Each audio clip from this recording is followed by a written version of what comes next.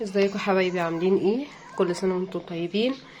انا جايه بس اقول لكم وصفه تتبيله السمك بطريقتي، يعني ده سمك انا كنت جايباه ومقطعاه جزل،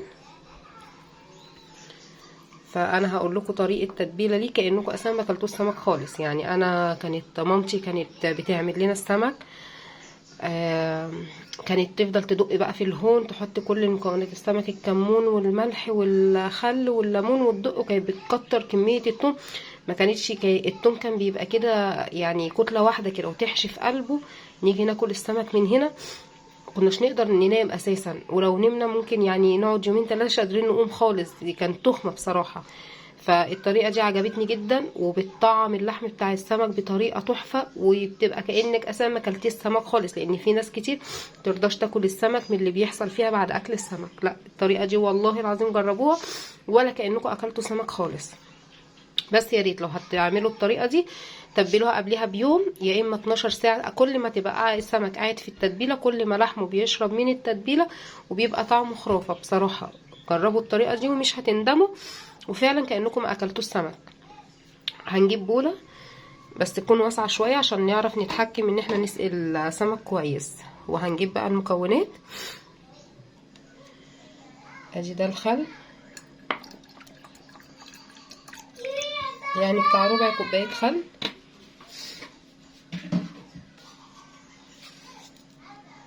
وادي الملح معلقه بتاع 3 معالق ملح صغيرين، يعني 3 معالق ملح. انا حطيت من المعلقه دي 3 معالق، يعني 3 معالق صغيرين.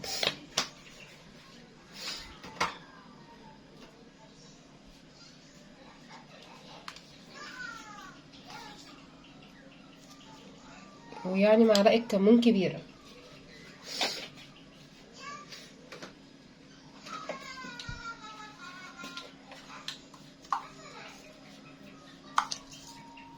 ومعلقه كزبره.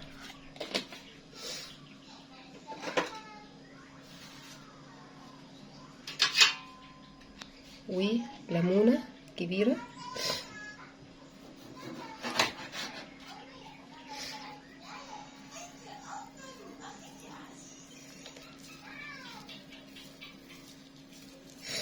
مش بقى الليمون اصلا كان في الفريزر فلسه ما فكتش قوي.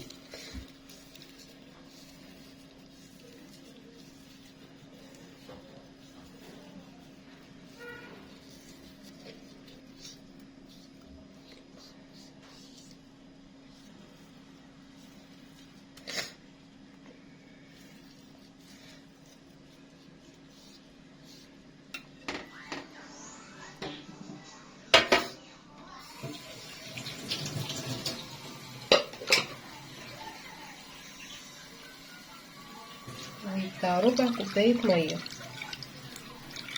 تمام كده.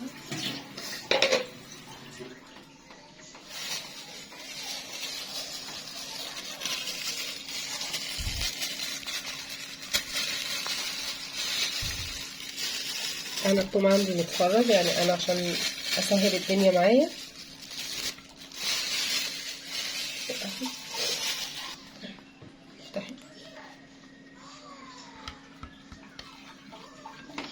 وادي الثوم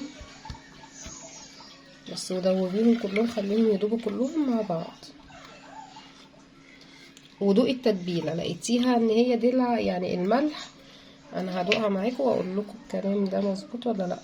يعني هي ايه، تبقى حادقه سنه، اللي لسه ما بيعرفش يظبط تتبيله السمك ان هو لو دقها تبقى حادقه، يعني يحس بحدقان شويه، لانها كده بتبقى مظبوطه في السمك.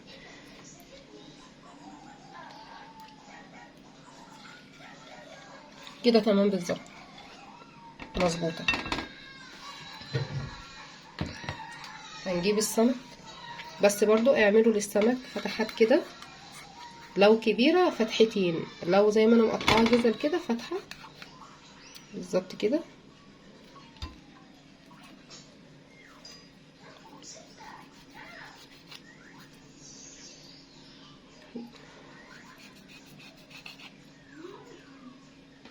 هفتحه وارجع لكم تاني. انا كده فتحته كله.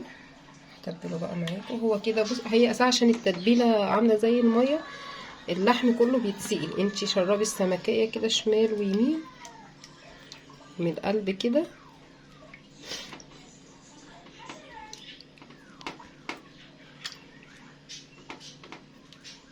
دخلي الثوم بس لو اللي هو بيبقى في التتبيله دي كده تمام كده. تحطيها برضو في بوله، فتحي كده الفتحات دي، دخلي فيها التومه، هي من نفسها بتشرب اساسا.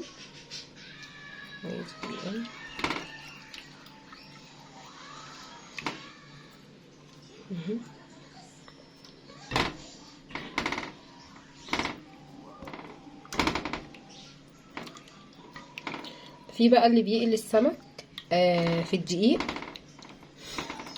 مره يحطوا يعني خلاص، يعني هو كده خلاص السمك كده اتبل، يطلعه من التتبيله يحطه في الدقيق ويحطه على الزيت على طول.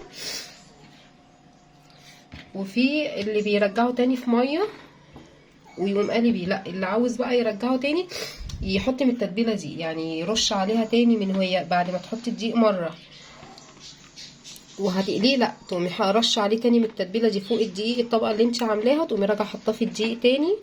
السمك بيبقى وهم، هو في الحالتين بيبقى تحفه، سواء عملتيه مره واحده بالدقيق على الزيت على طول، هو اصلا بيبقى شرب التتبيله دي كلها مش محتاج حاجه. بس في ناس بتقول لك انا عاوزاه مقرمش، هو اصلا بيطلع مقرمش والله، يعني من غير اي حاجه بيطلع مقرمش. ففي التتبيله دي ترجعي تاني، مش ترجعي، رش عليها كده، او يعني سقسقي السمكيه تاني وهي عليها الدقيق، وتقومي نازله تاني في الدقيق مره كمان، وتقومي رايحه على النار بقى. وجربوا بس الطريقه دي وتقولي والله ولا كانكم كلتوا سمك. انا عندي ابني كانش بياكل السمك، وبنتي ما بقوش كل شويه يقولوا لي سمك سمك، لان هو كان فعلا لما كنت بعمله بطريقه ماما، هي طبعا ما فيش بعد طريقتها وكده، بس تقيل تقيل جدا كده. التبل كله وبعدين حطيناه في بوله كده، يعني بوله غويطه، وهننزل عليه تاني بالتتبيله دي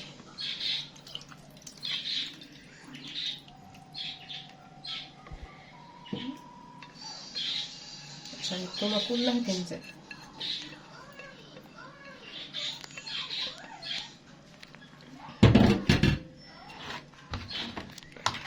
واسيبوه بقى، سبتوه يوم بيشرب من التتبيله، بيبقى تحفه، ساعتين 3 يعني، بس اقل حاجه ساعه عشان تاخدي النتيجه اللي هي بصراحه. ودوق بقى السمك. يا رب الطريقه تكون فادتكم. طبعا انا مش هقلي معاكم لاني هو اساسا يعني مش محتاج قليه السمك، اي حد عارف يقليها يعني، بس انا قلت اقول لكم التتبيله بس. وبعد كده لما يطلع من التلاجة هتحطوه في الدقيق، عاوزينه مقرمش هترجعوا تاني في التتبيله على الدقيق على النار. التتبيله مفيهاش اي حاجه، وجربوها والله ولا في انتفاخات ولا في اي حاجه. وقولوا لي بقى في التعليقات السمك عجبكم ولا لا، وما تنسوش اللايك والاشتراك، وتعلقوا لي اكتبوا لي تعليق حلو. باي باي. ادي السمك التبل بتاع يوم كامل وانا بقليه، عشان هوريكم بس حاجه بس واحده، انا مش هقلي معاكم على النار او كده، هوريكم الشكل النهائي.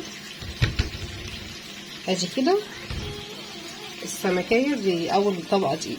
في اللي عاوزها مقرمشه او كده بيحط عليها، انا باخد شويه ميه من هنا كده وتسقسقي السمكه كده من نفس التتبيله اللي فيها الثوم وفيها الخل والملح وكله. لا ما تحطيش ميه، هي اصلا فيها كل حاجه، بس كده وتقومي مرجعها في الدقيقتين. لان في ناس كتير يقول لك احنا بنحبها او هي كده كده بطبقه واحده هتطلع مقرمشه وهيطلع طعمها تحفه. حبيت بس اوريكم الطريقه اللي هي بتاعت طبقه وطبقتين. هقللكم بقى سمكيه وهوريها لكم بعد ولما تطلع، عشان يعني مش مستاهله ان انتوا تفضلوا معايا لحد ما اجي اقلي السمك. استنوني بقى.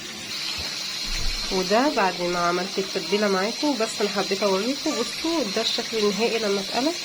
بصوا مش عارفه عشان الدوشه هتسمعوا القرمشه ولا لا. بصوا فهو سواء طبقه واحده، بصوا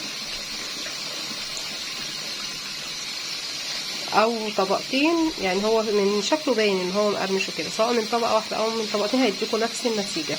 بس ما تحطوش ميه، يعني لو عاوزين تعملوا طبقتين دي ان هي يزود القرمشه، لما تعملي طب مره دقيق ومره ترجعي لي الخلطه تاني ومره دقيق هيقرمش اكتر، بس هو من اول مره مش هيكون طري. لكن لما تعملوا المرتين دول هيبقى مقرمش اكتر واكتر. بس بلاش تنزلوه في ميه، نزلوه في التتبيله، بيعزز الطعم اكتر واكتر وبيدي القرمشه. وبألف هنا وشفا. متنسوش والنبي تدعموني بالاشتراك ولايك وتعليق حلو. باي باي.